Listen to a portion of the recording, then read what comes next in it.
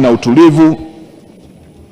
Na baada ya maelezo hayo, sasa ninapenda kutoa hoja kwamba bunge lako tukufu liahirishwe hadi Jumanne tarehe 31 Machi mwaka 2026 saa 3 kamili asubuhi litakapokutana tena katika ukumbi huu hapa jijini Dodoma.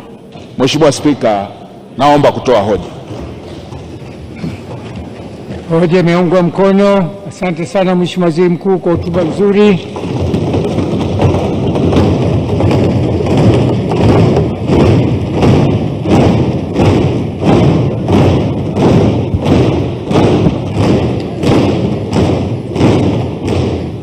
Waheshimiwa wabunge,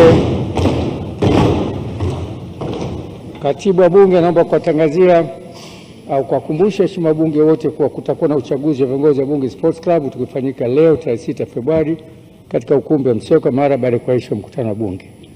Uchaguzi huo utahusisha viongozi wafuatao: mwenyekiti wa Bunge Sports, makamu mwenyekiti, meneja, wajumbe watano kamati ya utendaji Bunge Sports, angalau wanawake wawe wawili.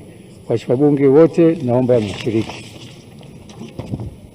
Mheshimiwa Zainab Katima, mwenyekiti mmoja wa Bunge Vijana Tanzania TYPC, anaomba kuwatangazia wabunge wote vijana wenye umri chini ya miaka 40 kujisajili katika karatasi zilizopitishwa ukumbini hii leo kama sehemu ya maandalizi ya kupata mawasiliano ya wajumbe watakaounda umoja huo katika bunge hili la 13.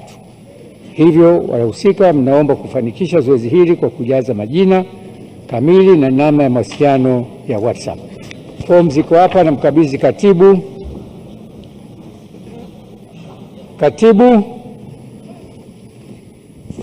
Wimbo wa Taifa na wimbo wa Jumuiya ya Afrika Mashariki.